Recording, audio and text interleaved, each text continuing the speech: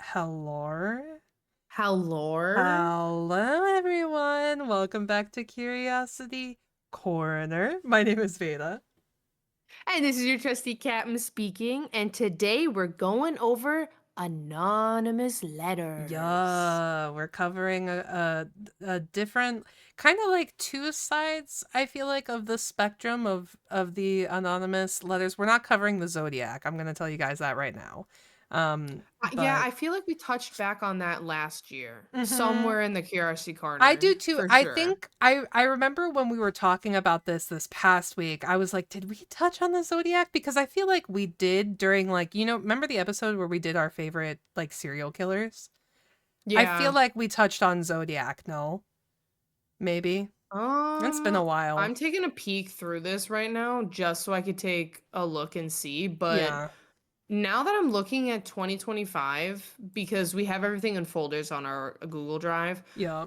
the 2025 counts are very minimal for having research Yeah. on here, and I would have at least really put mine on here. If because you have your own notes on your own thing, Yeah. but on here, the only thing I'm seeing is that we did Killers IRL versus TV shows. That was our Hannibal, Yeah, and I yeah, forget the yeah. one. Oh, you Dexter. did Dexter, yeah. Mm-hmm. But that's it. So I Oh, think it might have been interesting. 2 years ago. Oh, yeah. I think you're right. I think that episode was 2 years ago. But I know at least that we've That's touched crazy. on it before, so I Oh think yeah. both of us kind of went a different route. So you guys Mhm. will get to hear a couple of pretty interesting true crime-ish stories. But before we get into all of that, how was your day? My day was so good. I Good. slept great. I must have just died when I went to bed last night. Just full on head, hip, pillow, honk, shoot. I was gone.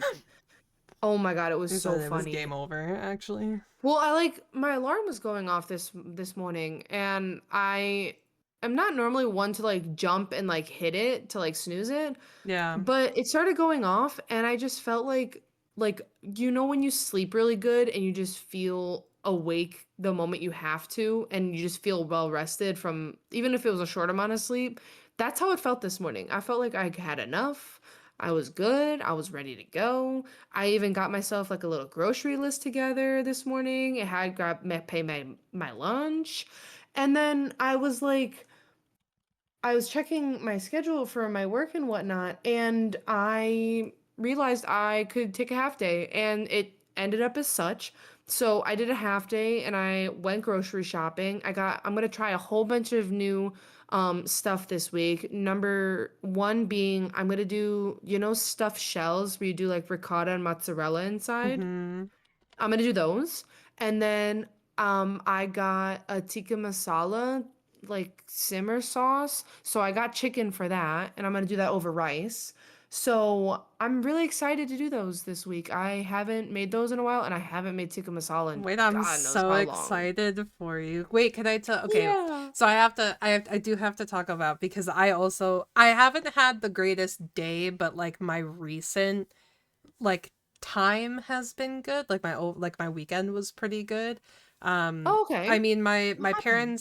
my parents left to go back down south, which was sad, but at the same time before they left, like the house is super organized. Like my mom Mhm. went ham on the pantry. She got organizers, and so we have like all of our different flavors of liquid IV are organized in bags within a single container, and she got like Easter Kit Kats and they're in their own little container, and then there's like snack packs in one. Like she went crazy and it looks good. But then I love we Mama had Pumpkin I so know, much. she's so cute. But then we had our freezer uh like disconnect or like a power surge, like the surge protector died. So we didn't have anything in the fridge outside, but we had the freezer was fully stocked. So we had to get rid of everything, right? But that opened up a lot of room for us to get Mhm. like a whole bunch of meat and stuff to freeze that we want to use. Once it was So fixed. yes, once it was fixed. So we Yeah. got a new surge Mhm. protector in over the weekend, cleaned out the fridge, whatever. And then when I dropped off Nelson with you guys, cuz I was right there. I went to the new Korean shop, new Korean mart. Ooh. Yeah. Yeah. So I got to like go to the food court, super super yummy. I know that they've been expanding in all of their states, so it was very very exciting. It's But stunning. it is stunning and the food's It is. good and they It have is. so much wider of a selection of stuff. So I got a whole Yeah. bunch of different like meat cuts and stuff, and I got to yeah, it was very fun. And the one thing that I don't like is that their frozen meat sections are very far from like their fresh meat sections. I agree. I Yeah, noticed that. it was weird because I was looking around trying to find freaking frozen salmon for like a year. And then eventually Yeah. I literally texted Wexy and I was like, I'll have to leave Nelson with you for 10 more minutes. I can't find the fucking salmon. Like Salmon is needed and I can't find it.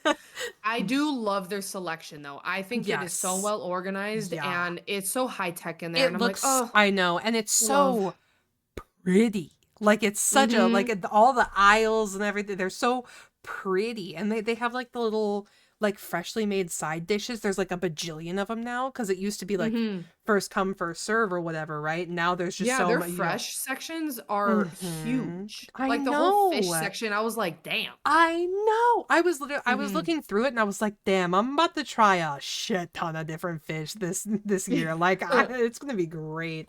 So yeah, that's Yeah. now my new favorite. I went to the food court and I got my dosa bibimbap or whatever, the stone pot.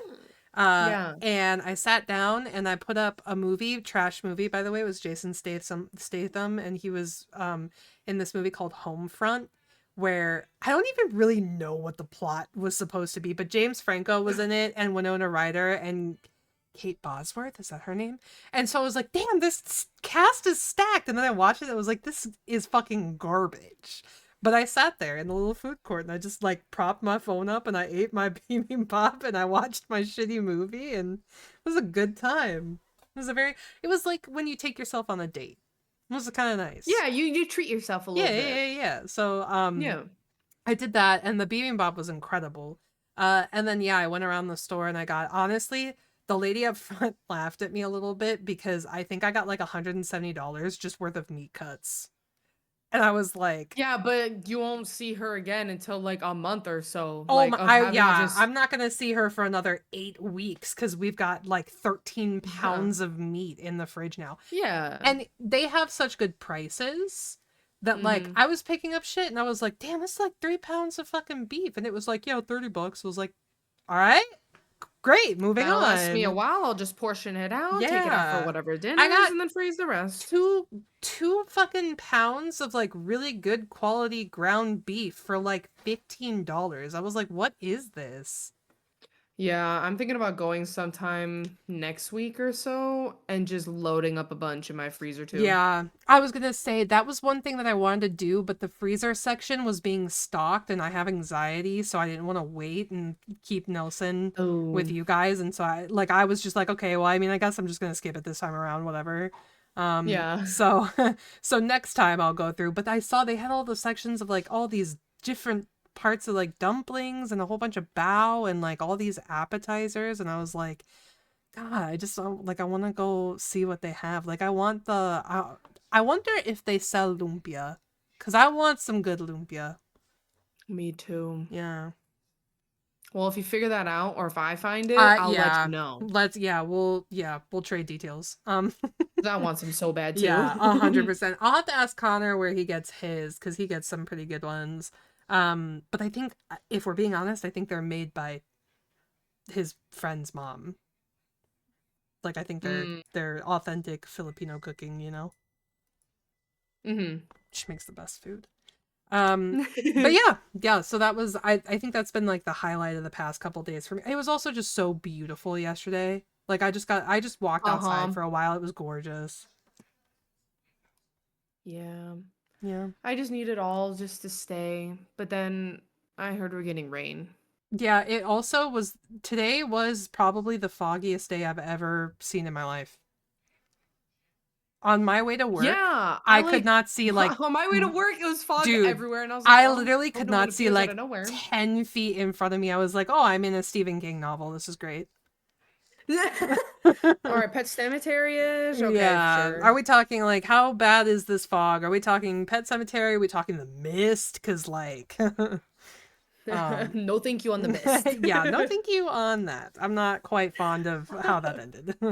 um but yeah, I hope the weather brightens up at some point though, because the wishy-washiness makes my like sinuses and my allergies go whack. So Oh yeah, me too. yeah, I haven't been feeling too litty the past few days. That's why today was so bad, is like my allergies and my sinuses have me fucking dead. Yeah. Totally fair. Well, I guess since we've talked about the positive stuff, we should jump into the morbid stuff now. Yeah, why Okay. not? Just add a little spice of life, you know. Yeah, 100%. I'm trying to think of if does yours need a trigger warning or no? Because mine does not. Mine's clean. Mine, though, I mean, aside from the typical, like, mine involves violence for sure. So I Okay. mean, I'll put a trigger warning for sensitive topics, Mm-hmm. including stalking and violence, because that's what's in mine. Anything at all that could be triggering in yours? Mine's just kidnapping. There's no talk of violence in here. Okay, I'll put stalking, kidnapping, and Mm-hmm. violence. Perfect. And now that that is up, would you like to go first? Yeah, Okay. sure. Hell yeah. So I prefaced this to Veda before because we just chat in the office for a little bit before we hit start and whatnot. And I was like, I'm not gonna lie, I don't think you'll know what topic I'm gonna talk about because number one, it's in the late 1800s. And number two, I have never even heard of this name or the correlation because I in the tweet I did say that we're making history as well or history in the making. So mine has to deal with the I guess yeah, you can say that. It's the first ever abduction for ransom in American history. So I don't know if maybe it might have happened prior, but this was like where it made national awareness even in the late 1800s. So this little kid, his name was Charlie Ross, also known as Charlie Brewster Ross. And he was the subject of the first nationwide kidnapping hunt and the first ever abduction for ransom in American history in 1874. The famous note that they have, even though there was many others, was written as such. It says, Mr. Ross, ROS. Be not uneasy, you son Charlie Brewster, be all writ, we got him, and no powers on earth can deliver out of our hand. Hmm. I thought that was so messed up. Yeah. They wrote to Charlie's dad and said, we got him, but you will never see him again, essentially. But be no powers on earth can deliver out of our hand is an insane, like, threat, essentially, because there's nothing he could do. I mean, Poor guy. I was gonna say, yeah, 'cause in that, it's hard to feel like you're not just completely helpless. I mean, I imagine anytime anybody gets any sort of ransom letter or any sort of like message like that, it's just like what are your options besides have somebody else do it? Exactly. You're powerless. You can't do anything. hmm But it's not like they ransomed and said, like, we have Charlie meet here, Yeah, bring drop this amount of money. put $2,500 in a black bag under the park bench. Like, Exactly. Yeah. yeah. I mean, So well, funny enough, they didn't ask him for money right away. They asked him later. It's so fucked. I keep sending him letters. It's insane. oh, So, in the year 1874, Charlie Ross was a young 4-year-old boy on the East Washington Avenue in Germantown, Philadelphia. He and his brother, Walter, he was 8 years old, were playing outside their home when they were kidnapped by two men riding a horse and buggy. The two men rode past the home of the Ross children every week, offering candy, talking to the neighborhood children, just striking up conversation, thinking nothing of it. Just two men in a horse and buggy. It wasn't until July 1st, however, that the men riding in that horse and buggy would lure them to take a ride, promising them to make a purchase of getting some firecrackers for the upcoming Independence Day celebration. So they sent Charlie in first. He got his firecrackers. And then they said, okay, Walter, your turn. And by the time Walter went in and came back, the two men were gone and his brother was gone. I oh, don't know why they didn't send the two kids at the same time, but if they were banking on keeping one of them for whatever nefarious purpose, they kept the littler one, I'm assuming, because it's a lot easier because he's so little and not 8 years old, but mm-hmm. he's 4. Right. Yeah. The Ross Ugh. family lived in a large house, well to do area in Germantown, and presumably the kidnappers just thought, big house, two kids, nice neighborhood, they gotta be rich. Right. Unbeknownst to them, their father, Christian Ross, was actually in really bad debt to the stock market crash in 1873, the year prior. So Christian wanted to try and figure out a way to not pay ransom because they didn't ask for money yet, but to like get a note to these two kidnappers to be like, hey, give me my son back. I'll give you whatever amount. And he was like, well, I actually don't have any money to do anyways. So I'm gonna go to the cops. So he goes to the Philadelphia Police Department under the direction of Captain Hines. Catch up. Would be the first to investigate the case. They began by placing advertisements in the Philadelphia Inquirer. Sorry, it's a lot of ups and Yeah. downs in that word. For the missing boy, stating that there's a $300 reward um, that would be given to whoever could return the missing boy to his father. I feel like they could have also done like a lesser reward if they knew anything in regards to the kidnapping, or if they like had seen the kid, but it kind of Right. just seemed like bring kid for reward and that's it. Right. But I guess I get digress. It's late 1800s. Um the advertisement also then described the well, I guess it is still a ransom letter because they're saying like we have your son, blah blah blah. But that one I read previous, they put that at the bottom of the advertisement as well. And so he then, after at this point, became the famous case of Charlie Brewster Ross. And this took weeks. They were sending it all over. They were saying it went from Philadelphia to New York to the whole east side, and then from New York, it made it all the way to San Francisco and spread across the west. It was spreading everywhere. They were just trying to get as much people to know, or not know, I guess to figure out what's going on with the case, so then maybe they can have their eyes open, see if they notice a kid. Um, Within those couple weeks right there, they received two more ransom letters, which then started demanding money from Mr. Ross because they Mm. thought he would at least jump the gun and be like, my son, give me, here's all the money.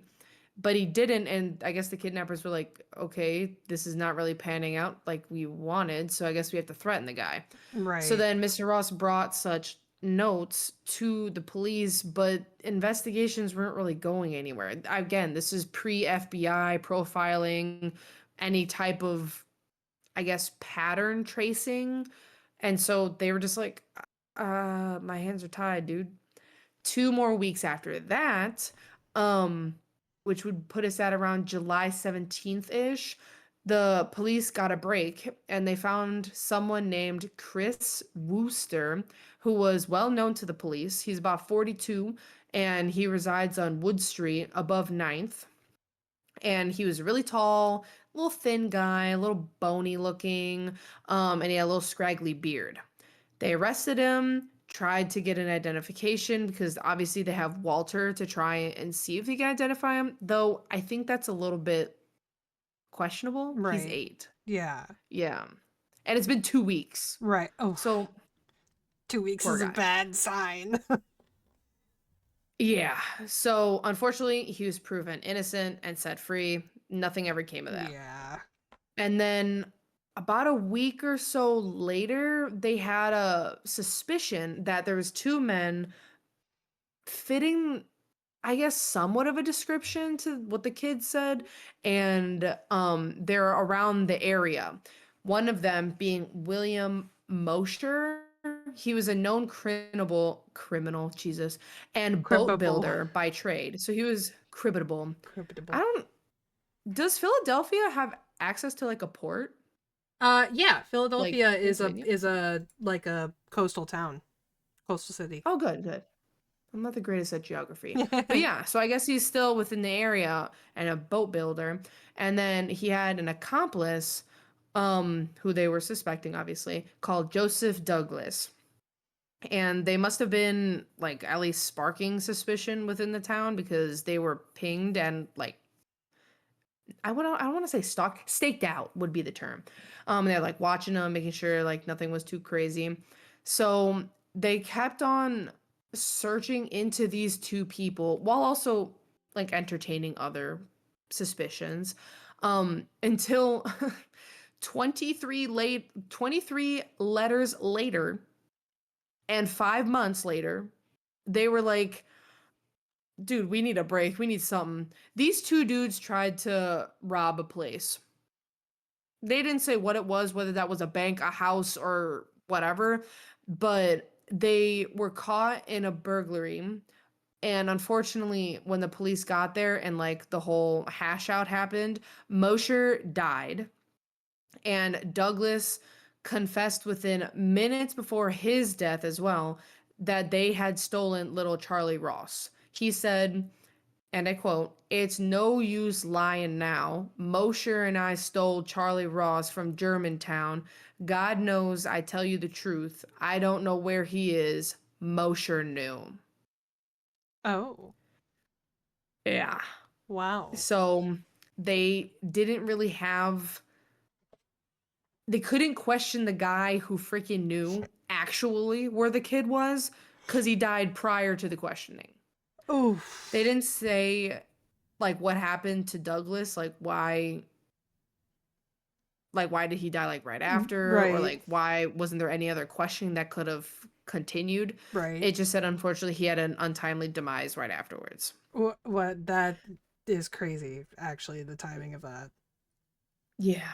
Even worse, they had Walter come and try to ID the bodies as he is Oh, now 8.5 years old. you, dude, Mm-hmm. I swear in cases like this, there is no respect for like childhood trauma and like the things that Yeah. kids might like. I think about this sometimes when kids see things and the cops question them, and how oftentimes, like, and I'm not talking just like, 6, 7, 8 years old who have stumbled upon seeing something. I'm talking like Mm-hmm. even when it gets to you're talking 12, 13 years old. I get it that these kids are old enough, like they're in middle high school and they like know what's going on and they know what's wrong and right, or they should know what's wrong and right or whatever. But like, Yeah. why are cops always forcing them into living through this kind of stuff? Like, why do you keep them in that pocket? Don't you want to protect them? Yeah. And like again, I agree with you. I feel like someone around like high schooler age would get the concept of like, hey kid, I know this is gonna be hard, but like we need you to ID this if you Yeah, but then can. you're Cause talking like, 8 years yeah. old. Like, how do you explain Uh-huh. to an 8 year old, hey, I need you to look at dead bodies so that we can do our job? That feels so. Even worse, he said, yeah, those were them. Mm, Like, I don't know how he would have done this months later and only seen the dudes. I guess they did hang out and chat a couple times around town getting candy and stuff. yeah, But yeah, Walter comes in and goes, "Yep, that's them." And after a positive identification, Mr. Ross and the police department were just like, "Yay, we got him, but we don't have Charlie. We don't have him. We don't right. have a way to find him, and we can't even punish these two guys for what they did and the turmoil that they sent this family into and everybody across the US it seems." Well, and also, Um not to mention, like, you can't extract the information of what they could have done. Like, I mean, yeah, if he was dead, like what yeah, did they do? Yeah. there's no closure there, and that's awful. Mhm. The only closure would be like that these two were it, but that's about where it ends. There's nothing Yeah. else. Holy Yeah. shit. Well, quick sidebar. I looked up Philadelphia just to fact check myself. It is it is on the East Coast. But Mm. it's split between the coastal cities, actually Atlantic City, which I think I knew.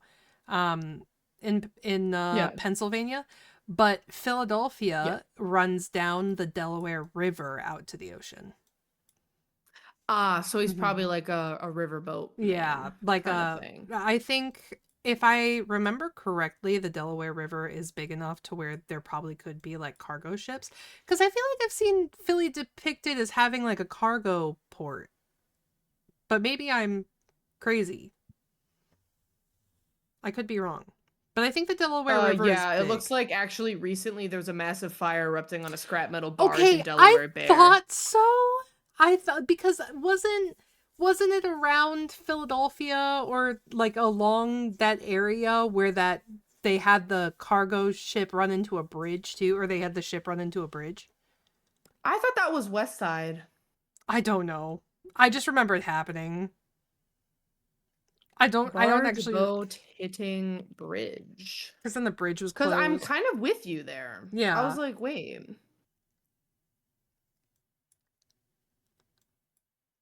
Because I thought it hit the, maybe I'm crazy, but I thought they have like a really like famous named bridge, and it hit that bridge, but maybe it was New Jersey?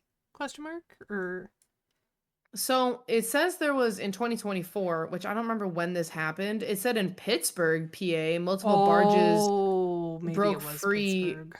on the Ohio River and damaged a marina, but I don't know which one we're talking about. Because I remember I'm gonna look it Because up while you, you're doing your story, but yeah, I do because you remember it. remember that, right? Yeah, yeah, yeah. Philadelphia. Yeah, yeah, yeah. Yeah. I'll dive into it. But to wrap up, Mr. Charlie Ross, um, this changed America's view on crime. What happened? What do we do? How can we not have these ransom letters or this kid get kidnapped with no leads, no end, essentially? Most Americans had never heard of such an act of cruelty taken upon a child before. This case was the first of its kind to have ever had abductors hold a child prisoner in exchange for money. It was also the first to reach profound importance to meet quote unquote national news from Philadelphia to Cincinnati, New York to San Fran, all that jazz.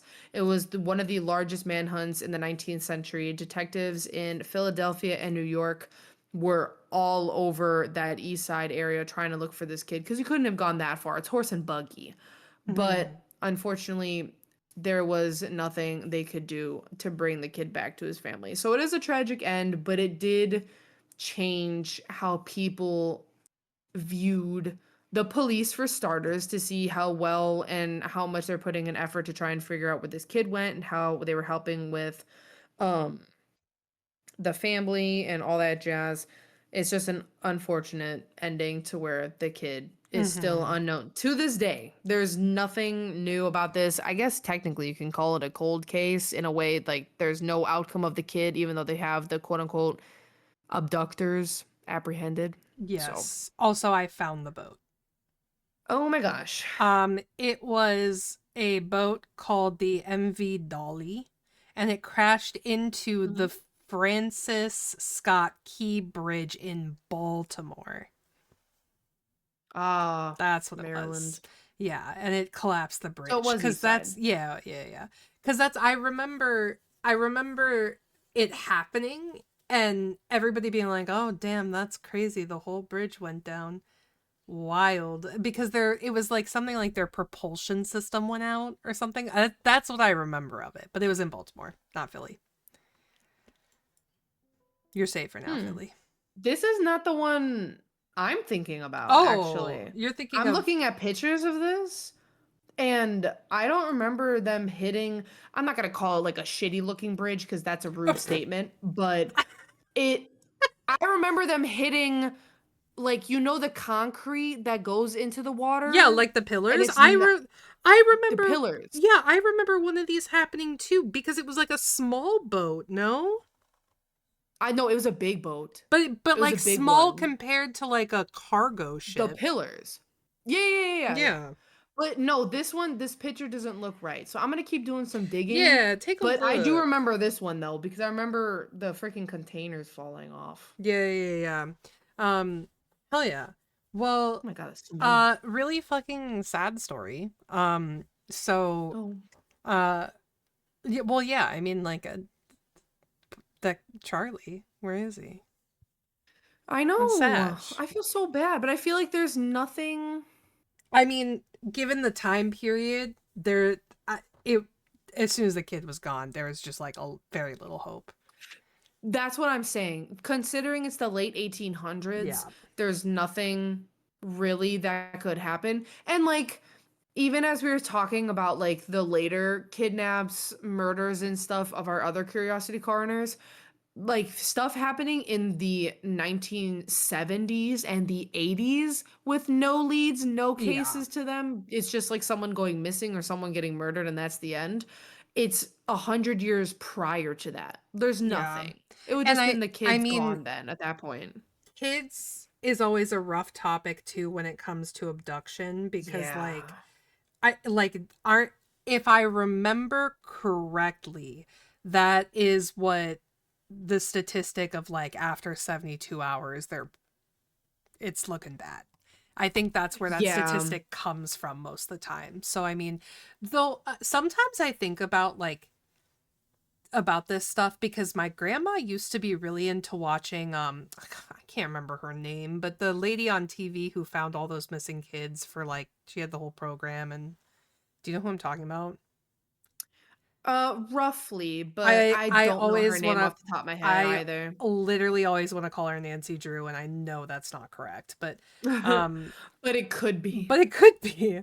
But no, she like I think about it all the time because the first time I ever learned about what kidnapping was through that program because there was a girl who had been kidnapped as like a child, and the guy who kidnapped her like brainwashed her into thinking that she was his kid or whatever, and then she was found Mhm. like years and years later. And I think about that because like how often do you think that's the case where it's like kids missing more than 72 hours, presumed dead, meanwhile, is just being brainwashed to believe they're someone else's kid. Yeah, like, I think that's even scarier, though, like, Yes. I think the peace of mind no, I don't know, I think that's It's a toss-up, up because closure. then you're tossing up leaving of, "My kid's missing, and therefore I won't see him or her again," versus losing the kid, let's say 12 years ago. Yeah. And then seeing the kid say it was kidnapped at 5, and then you see the kid again at 17 years of age. I think that's gotta be super hard too, because you can maybe have a base sketch of the 5-year-old kid, but what are you trying to, like, age up that kid to almost an adult?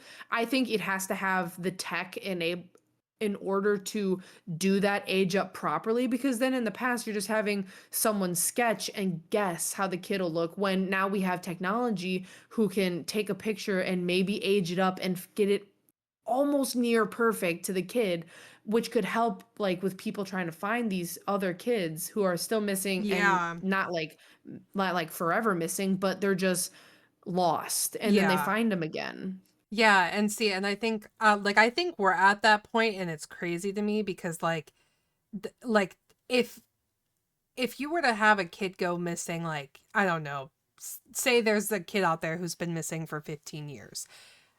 Mm. Realistically, using all of the technology we have, we probably know damn near close to what that kid looks like because the like people can take Yeah. into account genetics, they can upload images and scans of like both the parents and like there's so much out there. But back then, I can't imagine unless you're the parent, I don't think anybody would be able to look at somebody and say, "Oh, you are definitely that person who was missing 35 years ago." You know, whatever. Mhm. Like I and so Yeah. I'm glad that we're always inching closer to being able to, I guess, like stop this stuff once it's happened. But I just wish that there were Mm. better ways to like better preventative measures out there, just in Yeah. general.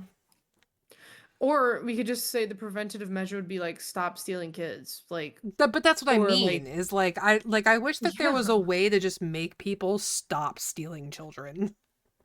Yeah, or yeah, it's just so stupid. I like it's one thing to, and I'm not justifying this. It's one thing to take a kid and demand money. Yeah. It's another to do it just cuz. Yeah, or like to do like the all the stories that I've heard of people taking children because they want a kid and they don't have one. I'm like, dude, just go adopt a Yeah. kid. What are you Yeah. doing? Just like I don't know. I don't There are systems in place so that you can do it. And if you get frustrated with the system, then keep trying and try to change the system. Like put in the work to like, get involved. Make it a better system if it bothers you that much. Don't go steal a kid. Mhm. I think it's wild. But yes, anyways, I there's part of me that always in these cases says I hope that kid was alive and maybe was given to somebody for safekeeping and that person raised them as their own child or something and everything was Mhm. okay. But it is after that short time frame of 3 days or so, it's hard to think that anything positive happened. Yeah. Yeah. Yeah, unfortunate all around, especially for the parents. I just can't imagine. Mm-hmm. Well, mine That's is good. luckily not kidnapping, which is good, but it does involve a little. Honestly, it's a wild ride, so I think I'm just gonna jump straight into it. Give it um, to me. it is a wild ride. So I am covering the Circleville letters. For those who may not know the Circleville letters, just to give you the gist, um, in a small town about 30 miles south of Columbus, Ohio, it's called Circleville. There's about, at the time of the story, there's about 11,000 people in the town, right? It's pretty small. Oh, this is some small Yeah, town-ish. yeah. And Oh so it's gosh. not it's not small enough, it's not 800 people, it's not like everybody knows everybody and all their business, but the Mhm. town's pretty familiar with one another, right? Like the sheriff definitely Yeah. knows a bunch of the people, it's probably safe to know a good portion of the town. It's a very small area. Well, over the course of about a little under 10 years, it's from about early 1977 to 1983 is where this takes place. So it's about 6.5, 7-ish years. Um, and there are over 1,000 anonymous letters that are sent to the citizens of Circleville, Ohio, that are accusing people of affairs, different crimes, corruption within the government, everything.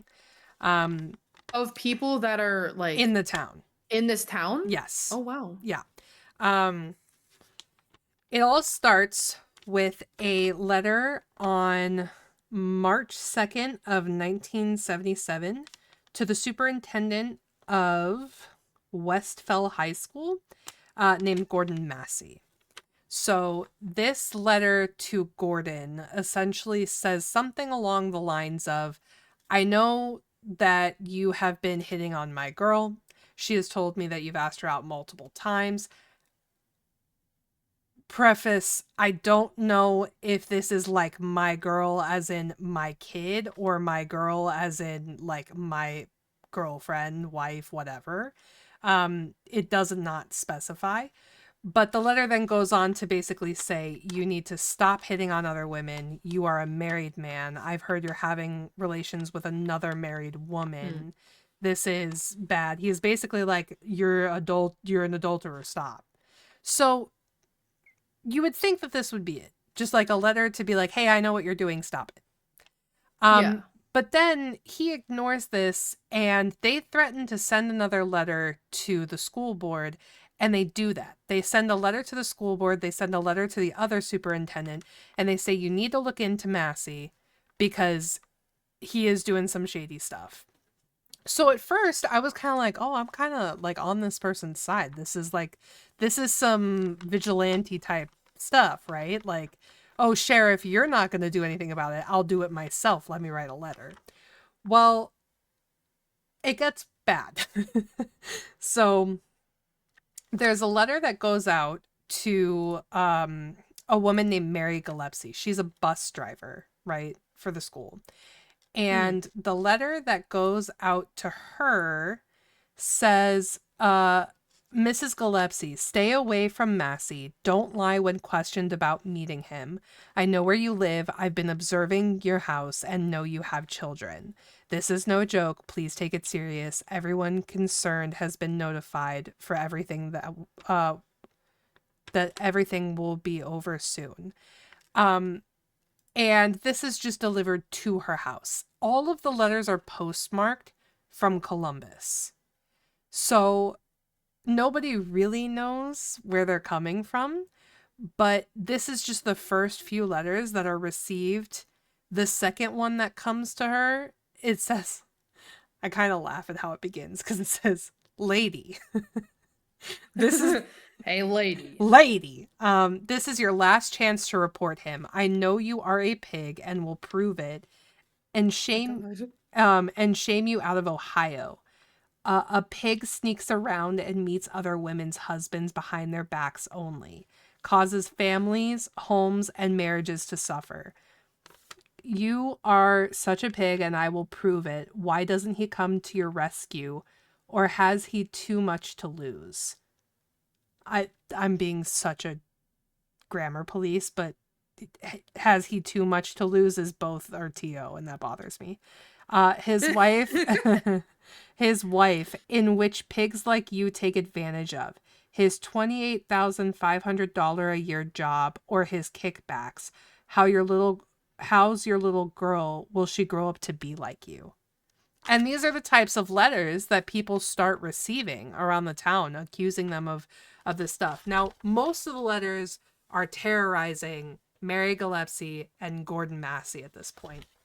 So, essentially what happens is after all of these letters come into contact with Mary, she decides that she's just going to deny the affair, ignore the letters, and move on. But then what happens is Ronald Gillespie, Mary's husband, receives a letter himself. And it says, Mr. Gillespie, you're doing a lot for her. No one cares that much for anyone this day.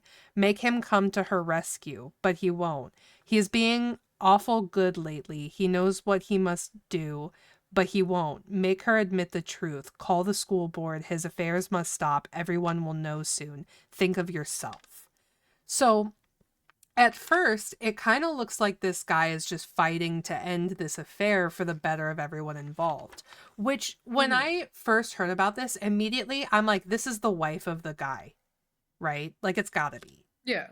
And I assume that's why it was so hostile towards Mary Gillespie and so non-hostile towards Ron Gillespie. But as the story goes on, I feel like there's a very obvious answer to who might have written these letters. So after this letter is received by Ron Gillespie, he takes it to Sheriff Radcliffe, who is in charge of, I think it's called Picopee County in Ohio. And essentially, Ronald takes the letters to him and he says, honestly, there's a lot more that I need to be doing around here than looking at some, silly threatening letters. Well, what happens is Ron Gillespie has a brother named Paul Freshour, who is married to a woman named Karen Sue.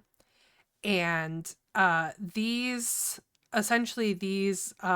two become somewhat involved in the I guess like the drama around the Gillespie family specifically. Mm-hmm. So in an attempt to kind of, I think, get her away from it, Karen Sue takes Mary Gillespie on a trip. During that trip, what essentially happens, I'm so sorry, these are her siblings, not his siblings. So during this trip, she and her sister-in-law go down to, I think, Florida. But regardless of where they went, what's important is during that time, Ronald Gillespie gets a call. And that call has something to do with the person who has been writing and sending these letters. Because he decides to get in his car and go confront this person who called him. He never gets there. He crashes on the way there because he misses a curb in his car and he dies. Dies? Dies. Oh my God. When he passes, there is a little bit of an investigation done due to the fact that his brother-in-law claims this has to be murder. There's no way. The night was completely clear. The roads are he was less than 10 minutes from home. He knows the roads. There's no way he would have crashed his car. So they do an autopsy and they find that his blood alcohol content is 0.16, which is double the legal limit. To which Paul Freshour then says, that is incredibly uncharacteristic. There's foul play here. This was a murder. Well, the Circleville letter writer seems to really like that theory because they start sending letters out claiming that Mary Gillespie did it. that her and Gordon Massey, in order to keep their affair alive and eliminate the issue, because Gordon Massey was already, I think, in the midst of a divorce, um, that it was basically their way of eliminating the problem. For context, the first letter that I mentioned was received March 2nd. His death happened on August 19th of 77. Um, Okay. so you're talking 5 months into receiving these letters. Yeah. Um, but yeah, so once this happens, he is pronounced dead at 11:15 p.m. on August 19th. He is uh essentially Paul makes up this story. He's like, hey, there's foul play. There's bullets in the side of the car. This just doesn't make sense. It has to be blah, blah, blah. But there's no evidence to support anything that's been claimed. So the Circleville letter writer basically latches onto this and says, no, this guy's correct. But what happened is Sheriff Radcliffe is covering it up. Mary Gillespie and Gordon Massey killed this man. Somehow they did it. And just kind of starts like accusing them of murder and like of premeditated And murder, like faked a car conspiracy. crash? Yeah, or like that they did something to, like, how are you gonna accuse somebody of not only faking a car crash but also somehow getting alcohol into his system and Yeah. yes, I think it's weird that he got a call because I believe it's to his daughter that he mentions that he's going to go confront the person who's been writing the letters. But it could have also Mhm. been, I remember reading that he mentioned that he was going to go confront the writer of the letters, but I don't remember who he mentioned it to. Like if his brother-in-law was over or if it was like Yeah. his daughter and he said it in passing or she overheard it. But regardless, like I think Nonetheless, he told someone. yeah, I think that's Yeah. weird for sure, but I don't think that it could be such a vindictive setup for somebody to, give the call, make him like go confront somebody, somehow get him to drink a bunch of alcohol and then crash his car and then, you know, whatever, make the sheriff cover it up. Like that just seems like a lot.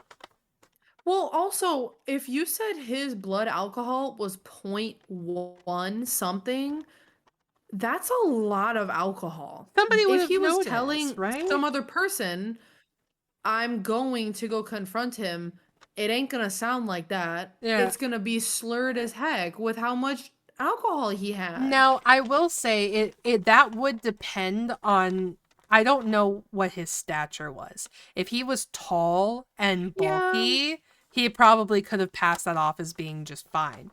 But being double the legal yeah, limit means that you are somewhat impaired. So I mean that is I like yeah, it is just plausible that he drank a little, got this call, was frustrated because he had been drinking, and said, screw it, I'm getting in the car to go confront this guy. I mean, it is the 70s in Ohio, nonetheless, so you never know.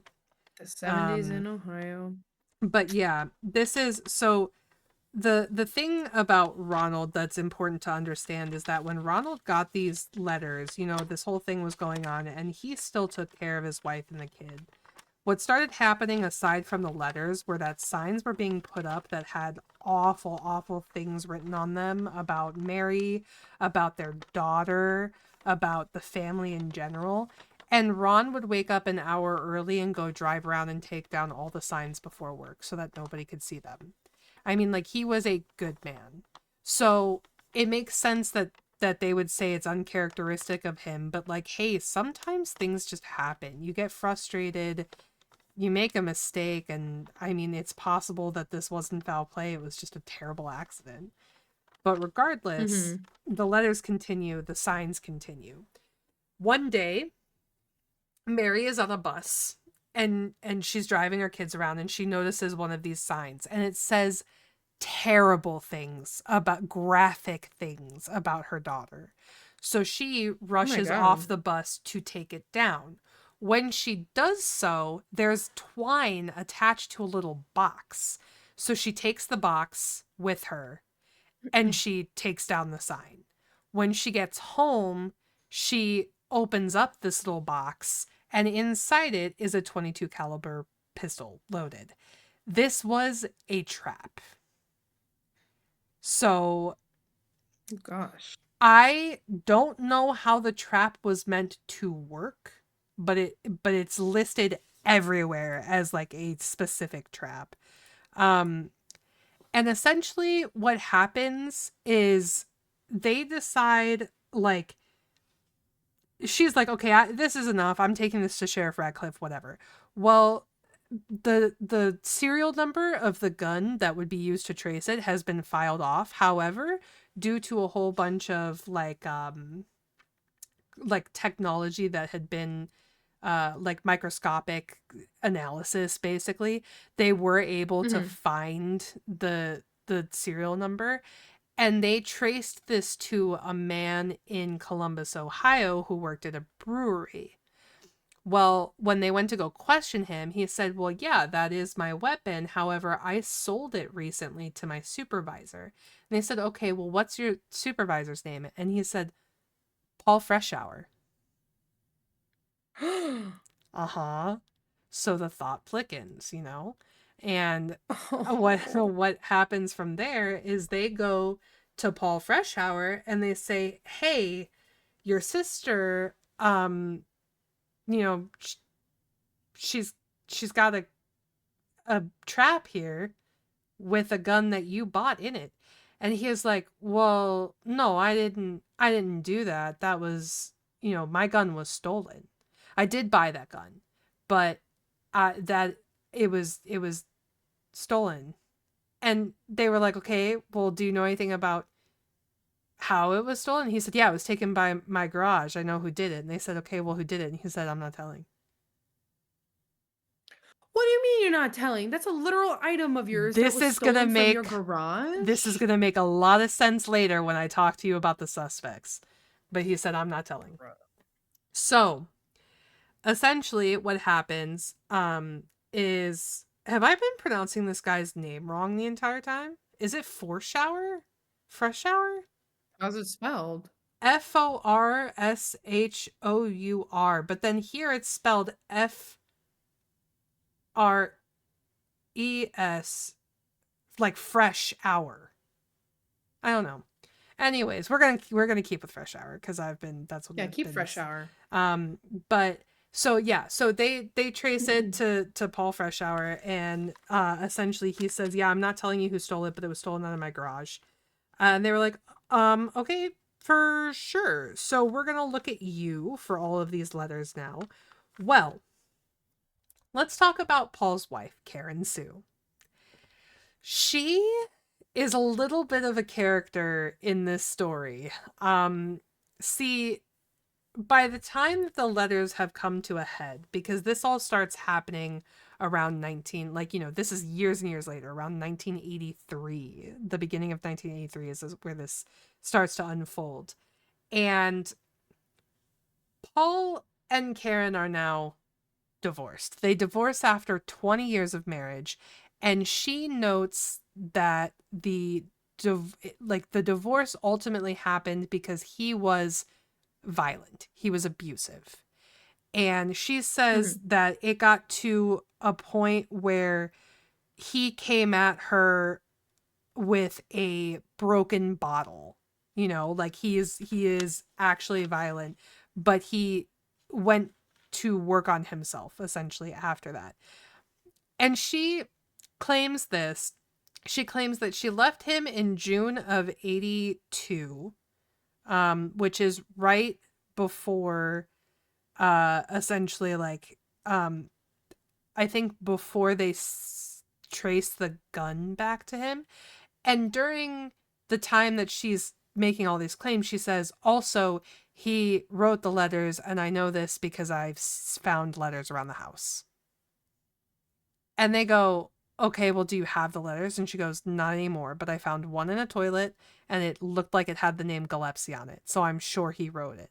So Mhm. he starts to really look like he's the guy for this. They get him to do like a handwriting test. And this man was like, absolutely, I will comply. I will waive my right to an attorney. You can do a polygraph. You can do whatever you want because I did not do this. Well, they call his bluff there and they give him a polygraph test and he fails it. And so Ooh. what ends up happening is they essentially take him to court. Everybody kind of testifies, and I have some court documents, and I have a note that is from Paul Freshour. Um, so I'm gonna do the note last because I think it's an interesting little touch that I found like maybe 15 minutes before we popped into the chat. But the court case, I found some stuff that was talking about the statement of the case says judicial proceedings in this matter commenced in the Court of Common Pleas, Pickaway County, it's Pickaway, in Ohio, October 24th of 1983, are continued until October 28th, 1983, when defendant appellant was found guilty of attempted murder with a firearm specification. The trial court sentenced the defendant to Ohio Penitentiary for a period of 3 years actual incarceration, consecutive with a term of 7 to 25 years. It is from these decisions of the lower court that an appeal is being taken. So he did try to appeal the case, but he was ultimately sentenced to 7 to 25 years. I believe when I was researching it, he served 10 years. I don't think they ever tacked anything else on. But the appeal claims that what happened in this trial was incredibly like biased and incredibly wrong. So these guys are Naturally. like, you do not have the right guy. This is just the guy that made sense to you. Because the handwriting test that they did was done wrong. Because they took his handwriting and compared it to the handwriting style of the letters, which was blocky. And just because Mhm. certain pieces of it, because it was similar enough, they allowed for it to basically be like circumstantial evidence. So they allowed 35 of the letters that Mary Gillespie received to be used as evidence in his court case when they should not have, because he was never convicted of writing those letters. Um, they also said that the jurors um, were essentially supposed to be what's the word when you like um, dismiss a juror for being biased? I thought that's just what you say. Is I don't know that the just a actual like I think judge I think terminology there's for it. yeah, I think there's a word for it, but they motioned for that because they thought that some of the jury were going to be too biased in the case, and it was overturned. So the ones that the defense wanted to essentially like dismiss and replace, the court said no. So they were basically making like a complete like a motion for like to overturn everything, because they also said for the separation of witnesses, because the witnesses weren't separated. The Mary Gillespie testified that she was an employed bus driver, and that she saw the sign of her daughter, and then when she went to get that box, she overturned it to the county sheriff's office, but there's no record of what happened for those materials between it being turned in and the court case. So they were kind of like, well, how do we even know that these are the same things? Like this could all be a setup. So Mhm. they tried to overturn it, saying like, hey, we just don't think that there's enough concrete evidence for you to continue this sentence that you've given him. Um I believe this was denied. Uh, I think he ended up serving 10 years of his 25-year sentence, and then he got out on good behavior. But I think it's crazy because when you look at the other people who were suggested as suspects, there are some of them that make a lot of sense. So Paul Freshour, that's our first one, right? And that's the obvious choice. His gun was used there, right? And he works with a guy from a brewery in Columbus where all the letters are being postmarked. But it just he's close to the family that's receiving the bulk of the letters. It makes sense. It does. Mhm. But then you turn your head and you look at Karen Sue. And it could make sense, especially with some other information that we've received. Mm-hmm. Karen Sue had a very interesting time when the crew of Unsolved Mysteries came to Circleville to cover the letters. So they wanted to do a segment on Circleville. They ended up doing the segment, but they wanted to do one. And before they could start, they actually received a letter from the Circleville writer. And it says, oh,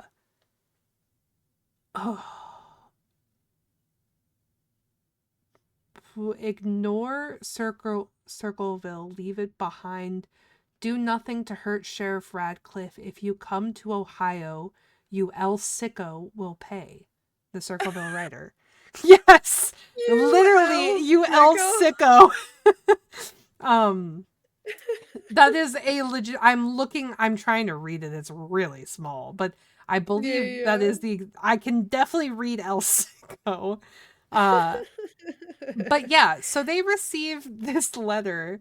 But on top of that, there was a family friend of the Fresh Hours who was going to take part in it. And Karen Sue begged and pleaded this friend not to. She also kept track of every single person who talked to the production of the team. She sat in her car outside of production and she photographed every single person who walked in and out of the set of Unsolved Mysteries. So she was incredibly nervous or incredibly scared. Mm-hmm. So part of that, and then you start thinking about how it would be really easy for her to frame her husband, but why would she do it? Yeah. This is her sister-in-law. Her sister-in-law is having an affair. uh Now I still think it's Paul, because Paul was kind of like, the reason he got so violent with his wife was because he thought that she was cheating. And the Circleville letter writer had like a very big thing about cheating. Like that was like the cardinal sin, right? Like very virtuous. Yeah. But it just like that makes more sense to me. But I understand why people could be like, well, what about Karen Sue? But I think her trying to distance herself, because they got divorced. She claimed that her son was terrified of Paul. So he went to live with her, and then Paul was awarded the house and custody of the kids. Um, and uh the wife actually and son ended up living in a trailer on Mary Gillespie's property. So like they were close, and I just don't see any reason, you know what I mean? Um, Mm-hmm. so I think essentially what happened was the I think that the two of them were so close, and it just doesn't make sense to me. But at the same time, that would be like the perfect cover. And so I think that's Yeah. why she was like notched as a suspect. Similarly, her son was a suspect, Mark Freshour. So if you think about it, Mark could make sense. Because if Could that have anybody, been the quote unquote brother-in-law whom the guy who died told that he was going out to go y- uh contact the yeah. guy who sent the So letters? as far as I understand it, I'll read you the thing from Paul's perspective, because then we can look at Mhm. this. I've seen it written two ways, and I'm not really sure who's related here, but it says, Yeah. to all those who post information about the obscene and threatening letters on the internet, please review the following facts. These are answers to your questions. The letters sent to almost everyone in Circleville, Ohio, and many received them in Pickaway County, Ohio for over 25 years. No one was ever indicted or charged for the letters, and the murder that was involved in the letters claimed. There is so much cover up concerning the letters. The letters were in thousands. The sheriff kept letters from all media until an arrest was made, which was years later, which made him look good. There will be more letters and more follow-ups soon. Thanks on the positive information, there's a lot of murder cover-up in Pickaway County, starting with my brother-in-law, Ronald Gillespie. The Pickaway County Sheriff, Dwight Radcliffe, hated me because I was in his case a lot over this murder. We argued for years and we're still at it. The letters were always covered up and kept quiet. Paul Freshour. Now, something I will say. If his brother-in-law is Ronald Gillespie, I think he was the brother of Mary Gillespie, no? Because then the only other way it would be if Karen Sue was the sister of Ronald Gillespie. Yes. Huh. Yeah. So one of those two is the truth. I'm really sure which one. But because they refer to the two of them as brother-in-laws, but that works either way, you know what I mean? Yeah, that's why the Yeah. brother-in-law statement kind of threw me for a second because I was like, I was following along, but then I was like, okay, I okay, think well, I think if this is his brother-in-law, then technically that would mean his wife is, but then Mary is called, oh yeah, because then Mary is called sister-in-law to Karen Sue, so they had to be siblings. Karen Sue and yeah, Rob Gillespie. yeah, Okay, so that is, we've gotten down to it. That yeah. is, I would have fact checked that if I had caught it in my notes, but they always said in-law, so I thought it just made sense both ways. Yeah. But I get the confusion now. That's on me. Um, So, yeah, he says this. I believe this was taken from the appeal. So, this would have been in 1986. I don't think any more letters have ever come out. I don't think Dwight Radcliffe has ever released. Now, could he have burnt them in a trash can? Maybe, for sure. But it's known that 35 of these letters were addressed to the Gillespie family and the Freshour family. Um, and a few of them were sent to Gordon Massey and his like school board and everything.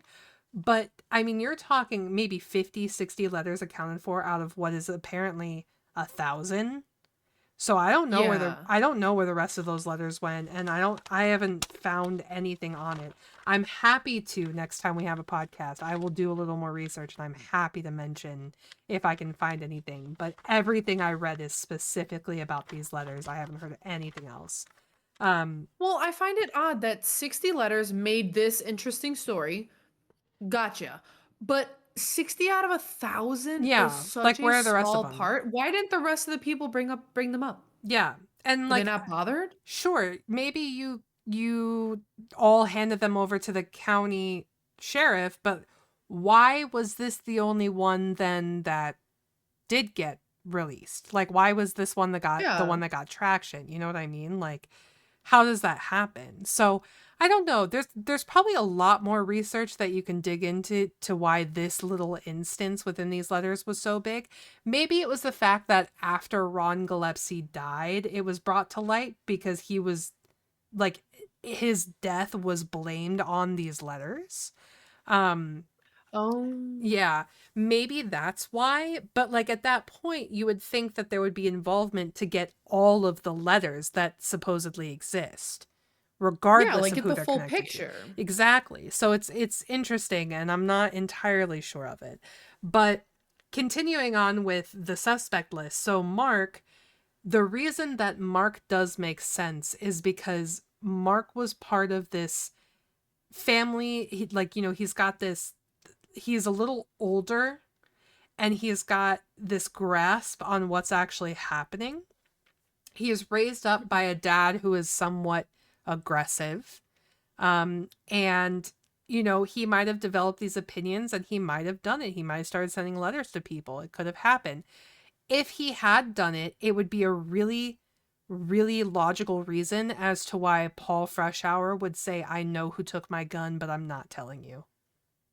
Because he would rather take the fall than his son go away. So people brought that up, and everyone was like, that is an excellent point. What Mm, parent wouldn't take the fall for their kid's crime?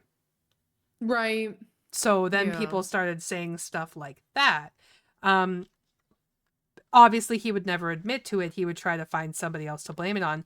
But the interesting thing about it is that I haven't seen one thing about Paul putting the blame on anybody else, just saying that his brother was murdered, or his brother-in-law was murdered. Like, that's all he never said, like, I think this is who did it, I blah blah blah. He just said the sheriff is covering it up. I'm certain that it is a murder because it's just not like him to have done something like that, to crash his car.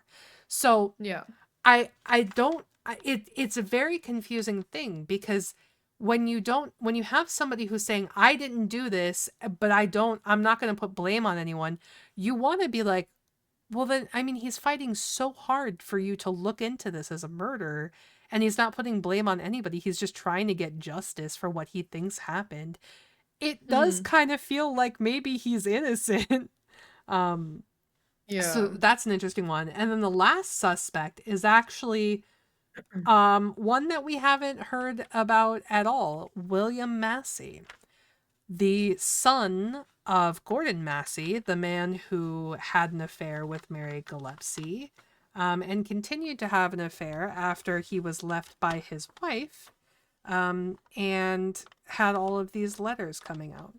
So Mary and Gordon did not hide their affair very much after Ron's death, which only, added to the fuel. Shocker. Yeah. Yeah. Which only added fuel to the fire. And people believe that because their son was in his like early 20s when they started their divorce, that this could have been maybe his last ditch effort to essentially, like, you know, get them not to divorce, stop the affair, do Yeah. whatever he had to, and that maybe it Yeah. just continued. I think that would make sense. However, I don't think past the first letter it would. Yeah. Like, maybe if you're angry at your dad, you're like, yeah, I'm gonna write a letter to the school board, I know, but like, I don't see an early 20-year-old kid threatening a mom saying, I've watched your house, I know you have children. I just don't see that happening. Just when he's mad at his dad. I just can't see it. So, like, out of the suspect Yeah. list, I do think that Paul's the most likely one. But all I can Mm-hmm. ever think about when I Agree. think about the Circleville letters is, what if it's just somebody else? Like, what if it's just not one of these four people? What if it's like somebody else, then you guys never cared to look into it? I feel like there's a possibility for it being someone else. I don't know who it would be, but I always think of the devil's advocate of someone. What if someone just has a lot of time on their hands and just wants to stir the pot? Yeah, for real. And I mean, like, Like, what if so someone's just like made up some stories, some of it decided to be true, and now she's or he's just getting a good yeah, laugh? like, what if somebody was pulling like a Gossip Girl type beat, Yeah. and it just ended up being like, it went a little too far, and then all of a sudden, like, oh, these letters caused murder, and it's like, oh, I never Mhm. meant for it to get. And then I was like, well, what if there were people who, what if the first letter was like a standalone, like just about the guy, right? Like, a couple letters sent to the school board or whatever, and then somebody else was like, Yeah. oh, that's fun, I'm gonna do that, and they copycat it. You know what I mean? Like, Yeah, maybe the first letter looks really different from the later letters. Like someone just jumped the bandwagon and like yeah. made their handwriting similar, but it's Yeah, yeah, different. yeah, yeah. I mean, like, really, it could be like anything, right? So, I mean, I think it's such an interesting case just because, like, there's no way to solve it, especially when you look at the fact that, like, there's no good way in a small town, there's no way to connect one person to one person, like, right? Like, everybody is somewhat connected because their kids go to school together, or they work, down the street from each other, or they whatever. So, I mean, Yeah. at that point, it's like there's nothing you can do besides, trust that the person that they snatched for the crime is the actual person. Now, Paul was Yeah. never charged for writing the letters. He was charged for attempted murder because of his gun being used in the booby trap, and Yeah, some other, because like, someone stole it. yeah, because the other evidence that was used against him. Yeah. Again, they used the letters as evidence, even though he was never convicted for writing them or anything. So, Yeah, I think that's so stupid. Because then yeah, if you fail it and he's innocent, then those can never be used in a court again. right, exactly. And so, So dumb. um, so my thing is that we will probably never know who wrote the letters. I mean, it's been 33 years and we still don't know. Fat chance Do you that think we they'll do the last thing of like, I'm on my deathbed, it was me? um hmm I don't know I cuz think they'll die with it they personally. were in their 30s, so they're probably sitting in their 60s now, 60s, 70s. I don't think Hmm. so. I think they'll let it go to the grave, whoever wrote the letters. I don't think that they would want to, cuz can you imagine like the shit that they would receive from anybody from the town who is still around? Yeah. Like, That's why I'm like, you gotta be on your deathbed and you should just write, I did it, dies. yeah. I feel You like can't do it early because then if you have to go I, through all that other junk. yeah, if I were to commit a crime and get away with it, that's where I would admit it. I would be, my dying words would be like, I did it. I'm guilty. Bleh. I'd be like, come closer. You remember that terrible, terrible anonymous letter spree? Yeah.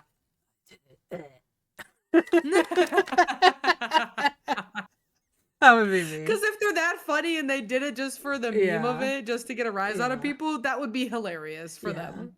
I just think it would make for like a really, it's such a troll way to like say goodbye to the world too, to just be like, just like on your deathbed and you're like, I sent the letters, beep beep, like, like what? Yeah.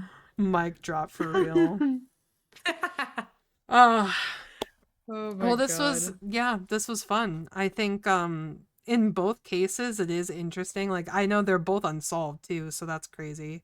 Because True. we Unplanned, didn't by the way. yeah, we didn't plan for it to be unsolved anonymous letter cases, but I guess realistically, because the Zodiac was unsolved too, I guess letters are the best way to commit crimes. Yeah. Just don't For handwrite sure. them because Because you could get handwriting tests, traced. I guess, yeah. Well, Yeah, so if you're gonna commit a murder, use the write with your magazine left flip out hand. tactic. Write with your Or non-dominant yeah. hand. Yeah. That or God, my like handwriting would look like such garbage. I've Oh my god. I read a story once. I don't think it's a true story. But I read a story once of like a kid who was bullying people by slipping notes into their lockers, like anonymous notes or whatever. And Hmm. the way that they were like, because everybody was in the school was forced to write like one of the sentences from one of the letters in their Yeah. handwriting in like their classes or whatever, so that the school, it was a small school, you're talking like 200 students, but it was essentially so that they could narrow down maybe like who did it, kind of like in Donnie Darko when they make everybody write on the board, you know. Yeah. Yeah. So they forced everybody to do that and they couldn't find a match from anybody. So then they started thinking it was a teacher. So then they started looking into the teachers because the teachers would know more than the students about their lives. Um, and they eventually found the kid who did it and they were like, how did you know that we would make you do the handwriting test? Like, how did you disguise the handwriting? And he said, well, we do peer reviews in classes. So people see my handwriting all the time. So I wrote with my pencil between my last two fingers instead of my first two, so that it wouldn't look suspicious writing the letters in class, but then nobody would know that it was them. Hmm. I was like, damn, that's like some fucking five-head shit that I would never think of to do, but also I'm not a bully, so like I wouldn't think to do it anyway. So yeah, That's if you're going to crazy. commit a crime, do it through the mail and write with your non-dominant hand or change up the way you grip your pencil. Foolproof. No one will ever know. True. Because how would they know? How would they know? Oh my goodness. What a good coroner episode. Yeah, it's actually I getting love these topics. They're stormy. so good. It's getting stormy right now, I so it's such know. like a perfect like mood setter for the stormy night we're about to Yeah, it have. really is. I'm hearing the Yeah, I like just heard the thunder outside thunder, and shit right yeah. now. It's funny. Um but yeah, I think that's all I have for Circleville. So I hope you guys Hmm. enjoyed. Let's It's been a nice little. I miss doing corner, so this was a nice little reminder of how fun Yeah, they it can was a be. nice little break here. The last Yeah. one we did was at the end of January, so Yeah, and I a like little that bit. I miss doing them like periodically rather than like every once in a blue Hmm. moon. So I think maybe in a couple months you guys might see another one. Yeah, Yeah. which will just be a couple episodes. You guys won't be missing much anyways. The one thing I do want to bring up for next one though, I kind of want to do another tier list. I do I too. really do. So actually it's funny that you mention it. Bubberino told me that we should do one like instead of Disney movies. This will be way down the road since we did just do a Disney one, but he said we Yeah. should take the classic Disney songs like Go the Distance and Oh Reflections my and like all God, I'm those, so and we should in. rank them. And I was like, "Oh, boss," because you know what I thought of is that we can do this one ourselves and we can both pick like 10 of our favorite Disney songs and we'll rank them or we'll go tournament style. I just found one, so I'm putting it in our DMs. Oh, hell yeah. So we can look over it and see if I would like to do cuz the last one, you guys, we screwed up and not like stress testing our tier lists. So I'd like to find one that maybe doesn't have like every Disney song on it cuz the Disney movie one was so long. Um Oh, well, yeah. maybe not this one because this one has like all of them, including the new songs from like Oh. Encanto and See, Wish. and we were talking about doing the classic songs because like I think the new songs are good because they're new, like they're modern songs. They're poppy and they're ballady and they're happy the way that we hear music all the time now. But like, what are the songs that go hard? You cannot tell me that when you hear the beginning of Make a Man Out of You, you're not singing that whole thing. You're Literally. singing the The entire one thing. that I love is freaking He's a Tramp from Lady and the Yeah, Tramp. yeah, yeah, yeah. That So little Pomeranian little dog fucking kills it. that's why I think it would be fun if we brought in like our personal favorites list and then we either made like a bracket system and put them head to head or we rank them based off of what like our opinions of like the top 10 Disney songs are. Cuz I'd also just like to see how our lists differ cuz I think our music taste is a little different and our movie taste, even though we agree most of the time, is a little different. So I'd love to Yeah. know what your favorite songs are and why. God, I'd have to go through my freaking Disney playlist on my phone. This is a My Spotify one massive has list. I 9 just hours of Disney songs. yeah, so that's my thing is that I think I know which ones I would call like my top tier songs, but I think maybe we do like it doesn't have to just be 10. We can No, have no, a no, for sure. range, you know. Just pick your like top handful and we'll bring them in and then we'll do our own little tier list. All right, bet. Bet. Well, I don't know if we'll do that next time for surezies, unless you want to lock that in right now. No, I actually think that if we want to lock something in right now, we should do like the Marvel or the League one that we were talking about doing. We haven't talked about Yeah. League in a hot second. Let's do the league one. Let's do the Yeah, league one. I'm in. Okay, so All next right, Cubbies, we're locking it in. 2 weeks from now, prepare for a long episode because we will be ranking every single league champion. There's a lot. This is like 170 now. Literally buckle up, Cubbies, because we're about Yeah, to go in for a it's ride. about to. See I you in think 2 weeks. think some of them will be really quick. But yeah, hope you Oh guys have a yeah. great next couple of weeks. We will see you Yeah. guys March, whatever it is. March 24th. There you go. Yeah. And I until got my then, little calendar. cubbies, please remember Keep it real. and keep it Keep it curious. curious. Goodbye.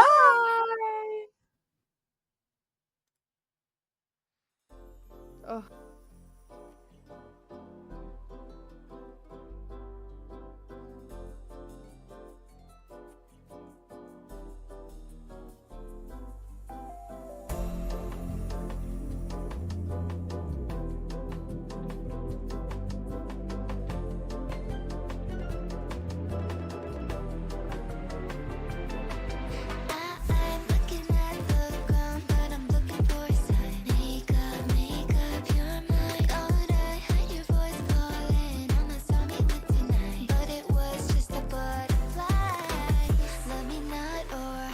got me kind, just wishing that you make up your mind.